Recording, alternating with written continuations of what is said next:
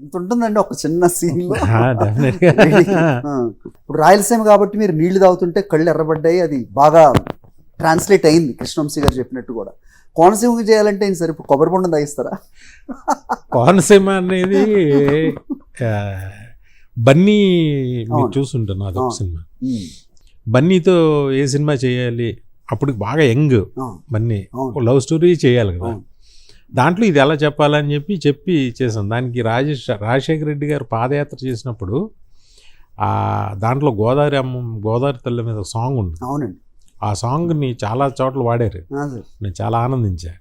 ఆ సాంగ్కి సుద్దాల అశోక్ తేజ గారు ఇది కూడా ఇచ్చారు. అంటే కోనసీమ గురించి ఇది కానీ మా ప్రాంతం గురించి కానీ ఏదన్నా చేసుంటే నేను ఆ సినిమా చేయటం, ఆ పోర్షన్ నాకు చాలా తృప్తినిచ్చింది లైఫ్లో. Wonderful sir, wonderful.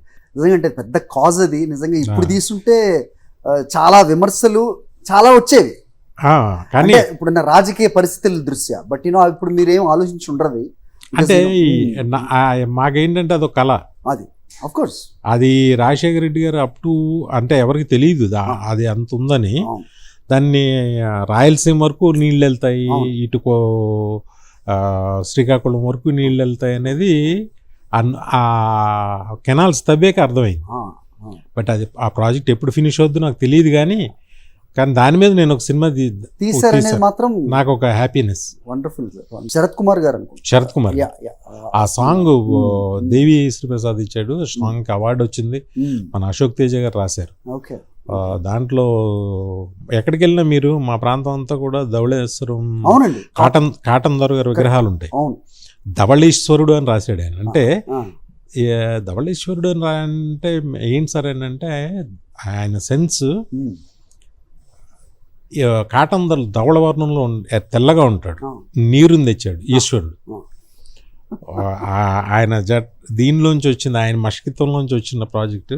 అందుకని ధవళేశ్వరుడు అని రాశాను డైరెక్ట్ గారు. చాలా ఆనందం పొంగిపోయాను.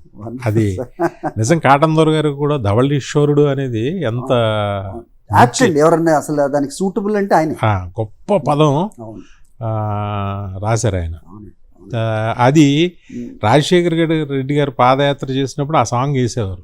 ఆయన ఎక్కువ వాటర్ గురించి మాట్లాడుతూ రైతుల మీద ఎక్కువ ఇచ్చేస్తున్నప్పుడు నా మనసు అయితే పొంగిపోయేది, నా సాంగ్ వేస్తున్నారని.